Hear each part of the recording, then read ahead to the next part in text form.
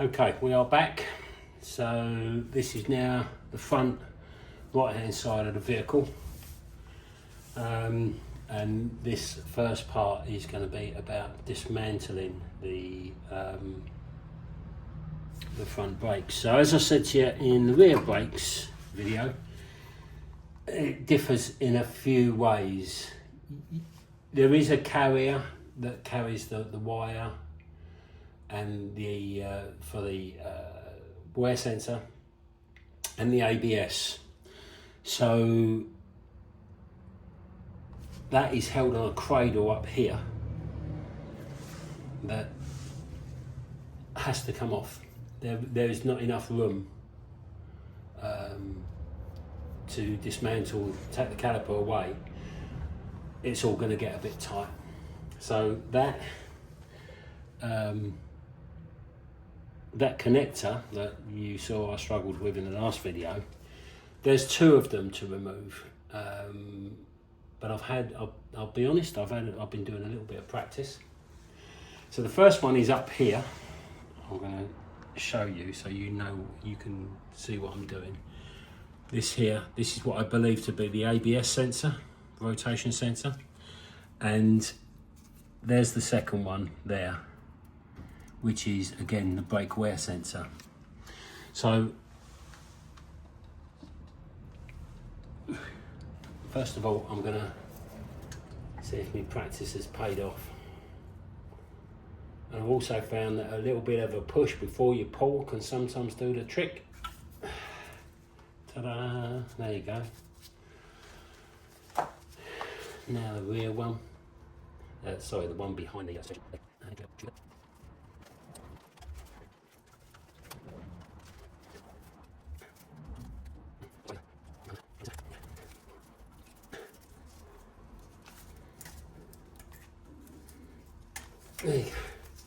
So that's off. There is a small rubber two-way. It's a connector, and it basically holds the wear the wear wire to the brake tube. Let me see if I can get it off.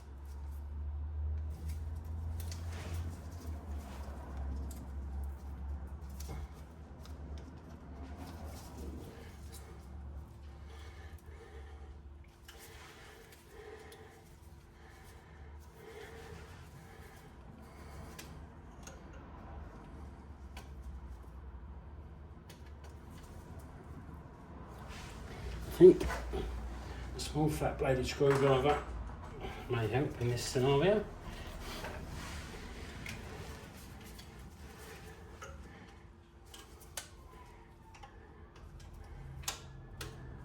There we go, it does.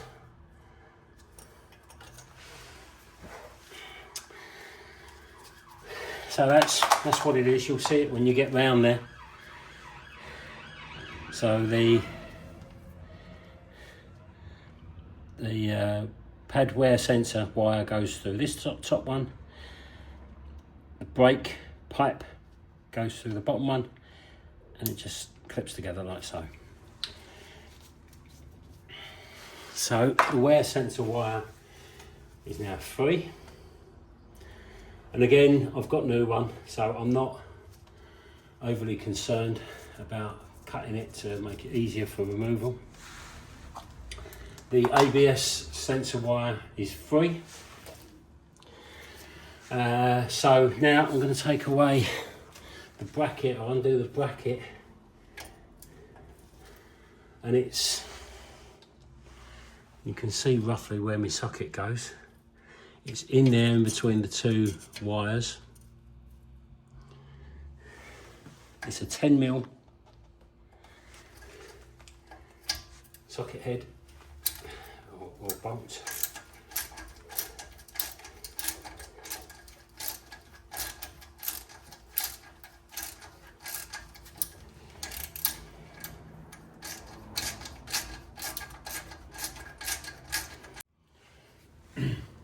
Right, I've got that bracket away, but I had to stop filming because the phone. There you go. This is live. So I've already taken out the bottom 55 Torx bolt. I'm just doing the top now.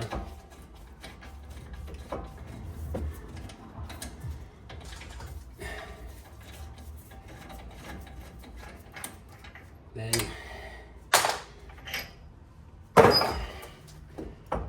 we should be in a position, and again, just like the last ones, just like the back ones, a bit tight. So I'm just going to put a screwdriver in. Then again, because I'm changing the pads and the discs here, I don't really mind. And I'm just going to ease that pad just a tad back in to the caliper. Just gives you a bit of space that you need to get the caliper off.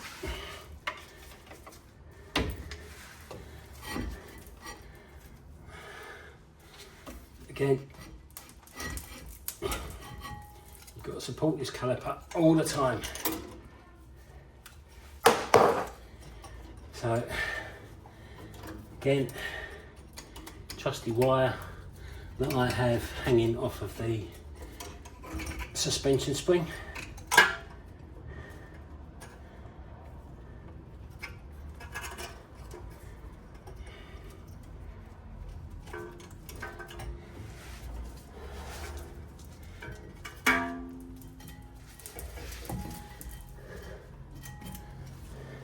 And these are quite a bit heavier. Look in the camera now. Quite a bit heavier than the rear ones. So just making sure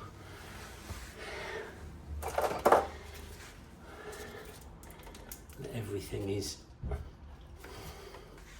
tickety-boo, and that is. It's now well supported. So we can go about removing the front disc. Again,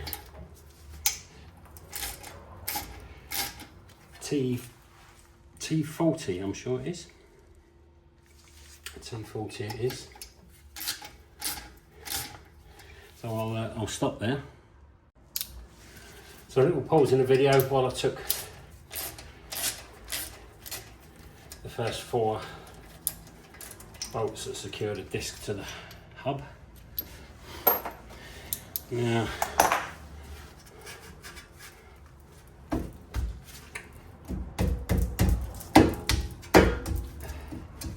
again, kind of hoping a little bit of gentle persuasion, and it does. There you go.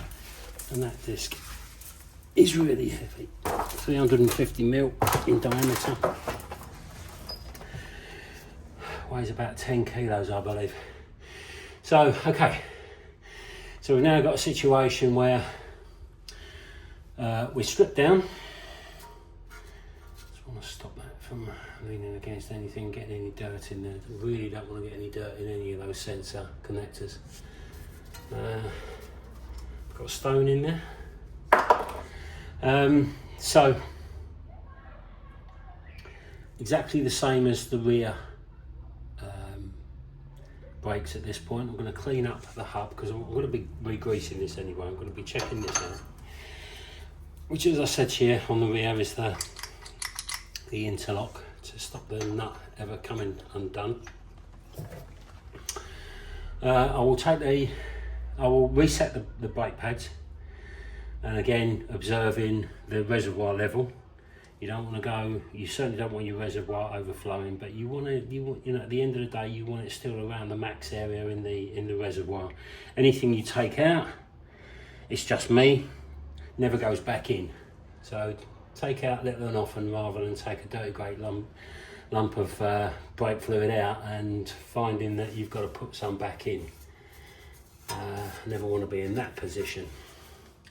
So I'm going to reset the brake pads now. I'm going to have a clean up here. I'm going to have a clean up of the caliper. and then I'll come back to you for refitting.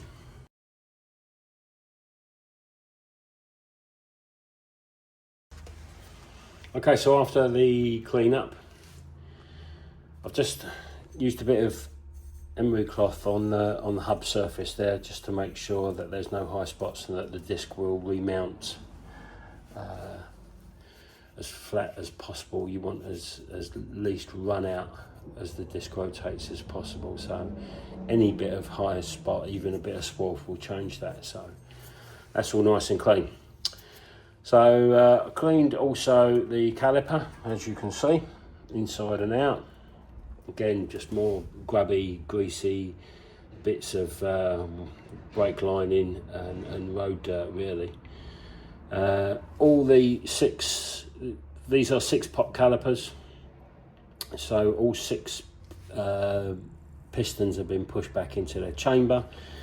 As I mentioned earlier, just beware of your fluid levels, and I've taken some out, and as I've said earlier, I won't be putting it back in. That's not something that I will do. Once it comes out of the reservoir, it never goes back in. So the pad is ready to go.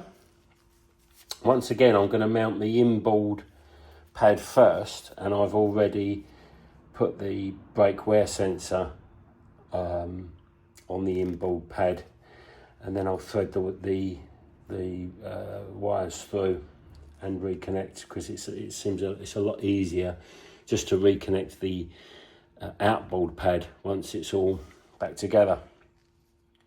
So we're going to go ahead and insert that now. New gloves for reassembly. Keep everything nice and clean. Don't want to contaminate in any way any brake pad surface. So they're fed in, the coat hanger out of the way, and it's just a case of manipulating the pad onto the pins, locating pins. And you also got the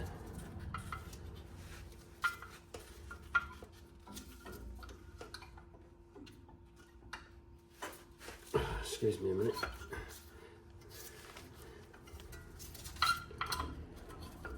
We've also got the springs to contend with, so it's a case of getting it in slightly at an angle and popping it on. So there you go, that's gone on quite nicely, quite easily.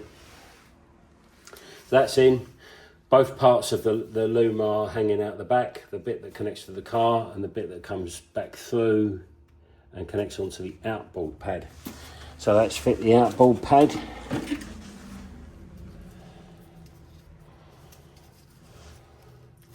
Make sure you get it in the right way. Put it in at a slight angle to meet the locating pins. Push against the springs. Sometimes it pops in quite nicely, other times it doesn't. It's just a case of manipulation. There you go. Right, so that is all back in, loaded, reset, ready to go. So what I'm going to do now is go ahead and put the new brake disc on. And this is an absolute brute. So you'll notice that on any of the brake pads, on any of the brake discs that you put on, so these are vented and cross drilled. These weigh, I don't know, I think they're about 10 kilos each. But what I noticed is they are handed. This one has got right hand written on it. What I've noticed is that the vanes go against the airflow. I thought that the airflow would go into the vanes, but it seems like it probably, the cooler air enters from the centre of the back of the disc and flows outwards and rearwards. So it might be something to do with warming up of the wheels and hence the tyres. But in any case, so that goes on. Locate it with the 5 lugs and the screws that are going to go in there. So I'm going to go ahead and mount that, and I'll come back to you. So we've got the disc on now, and 5 lugs are back on. I've just pinched them with the Torx 40 Torx bit for now. I will torque them a little bit when I've finished, so they torque to 13 Newton meters. So what I'm going to do now is I'm going to get the caliper back on, mounted onto the hub and around the disc. So we need to make sure we've got our bolts handy. I'll take the trusty coat hanger off first.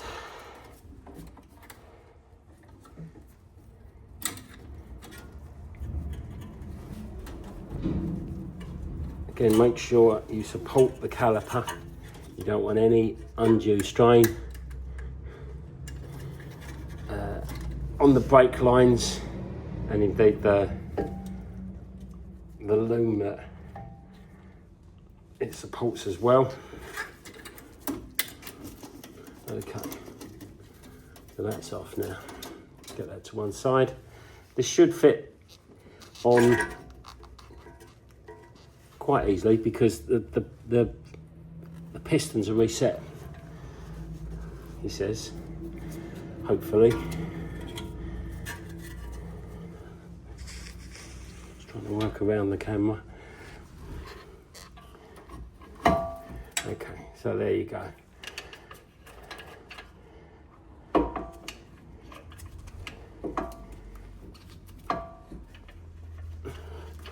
I'm just trying to support the caliper while I locate the first bolt.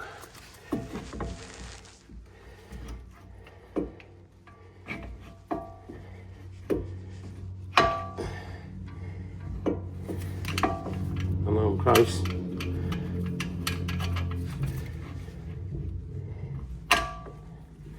That sounds better. Come on, get the T55 Torx just to give it a few turns till you're confident that you've got it partially mounted. As I say, keep the caliper supported, because that in itself is a few kilo too. So that's got the top bolt in. I'll just locate the hole for the lower bolt. There it is.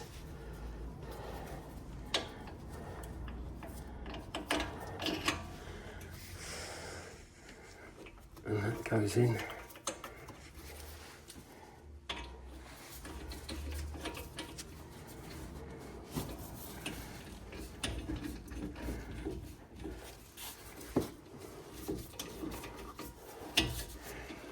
Just a word on Torx and Torx bolts.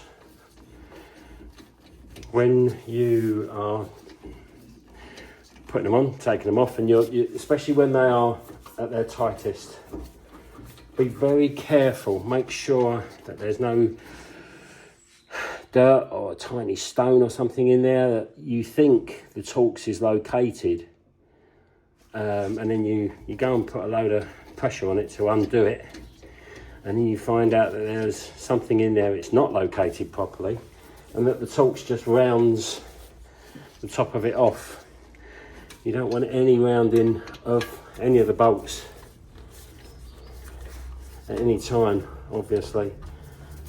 So make sure that the Torx is completely seated at the bottom of the bolt hole.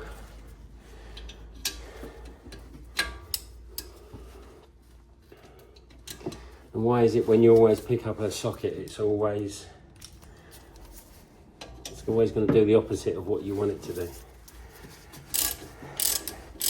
So I'm just going to get these tightened up now.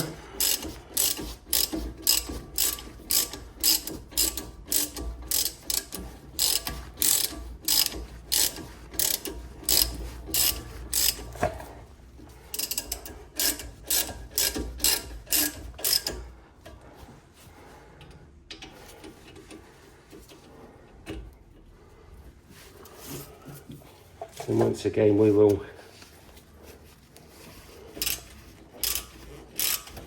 torque them afterwards. They are 85 Newton meters. If you're working in foot pounds, then just use a conversion. I think there's plenty of them on the internet, conversion tool.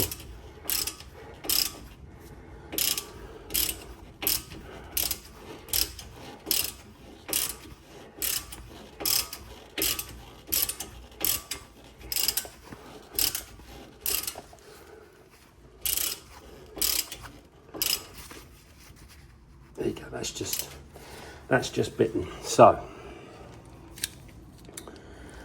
let's get those torqued up properly now.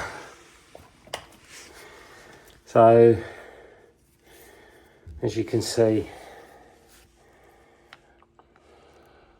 Newton meters is 80, and then beyond by 5, we're using the upper range, equals 85. So I'm going to stand up for this so it might jog the camera. Okay.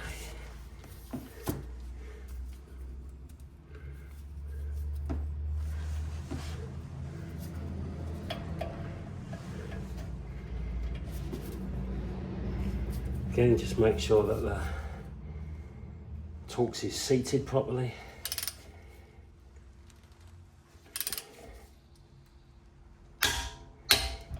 And there's your click. So I know that that is now 85.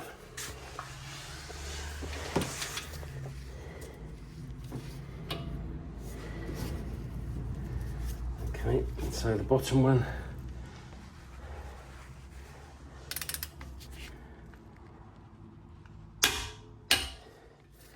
Okay, so that's now 85 also. So at this point, I'll spin the torque wrench down to 13.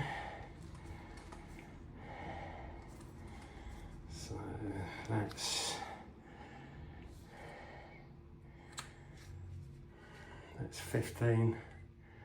So I'm going to take off 2 equals 13.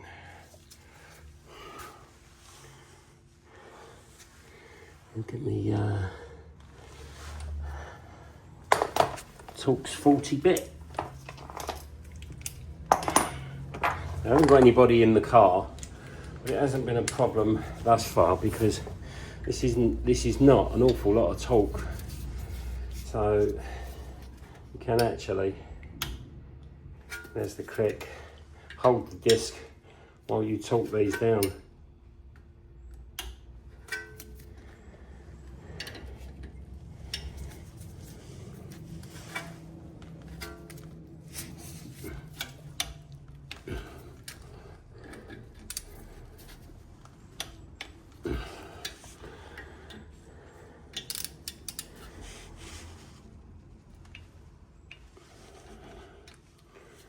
I'm not quite happy there, so I'm going to undo that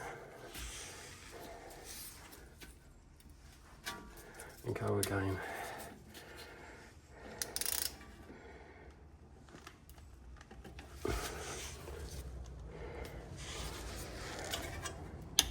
There you go. Now I'm happy. So everything's back on.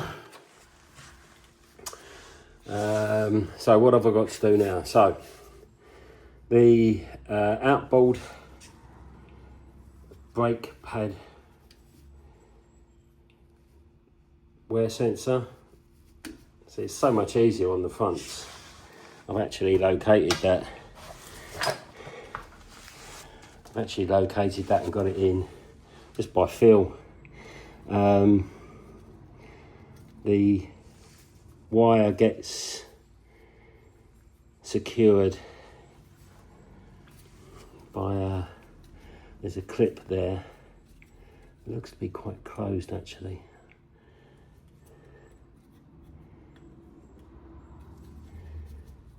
but it's the wire goes under the first part and over the second part to secure the wire. So I'll come back to that. Okay, so I'm just trying to get this top bracket that holds the loom and lower down the brake pipe in place. And I've been struggling to locate it, but what I have realised is if you just pull this loom up that holds the ABS sensor wire to the sensor, it really opens that up and makes it a whole lot easier to see. So I've done that. Let's see first time I've got that in there. And you've got to make sure there's a hook at the top of the plate, and that locates into a hole.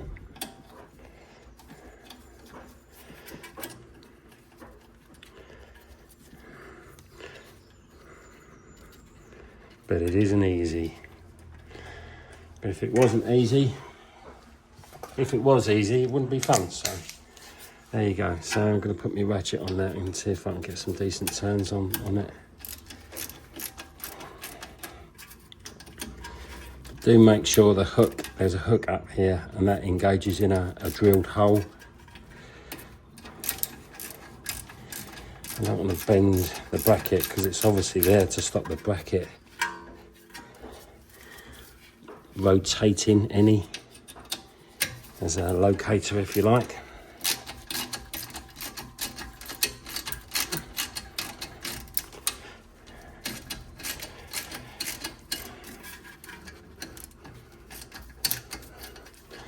It seems to be going in nicely.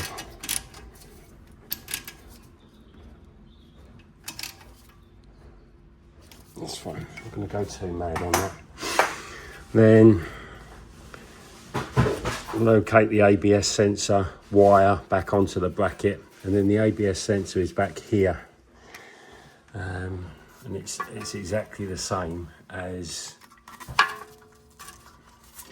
the brake wear sensor. So it just, I'm trying to get my hand out of the way, it just goes onto the sensor, push it down, you should get a nice click. There you go, that's the nice click. So that is the ABS sensor there in place. And if you've heard the click, it's engaged. So the last thing to do is I'll drop the camera. The last thing to do is get the one this is the trickiest part of the whole operation. The brake pad wear sensor wire onto the car loom, which is in a difficult position to show you. It's the same as it is on the rear. I'm just going to try and manipulate that on.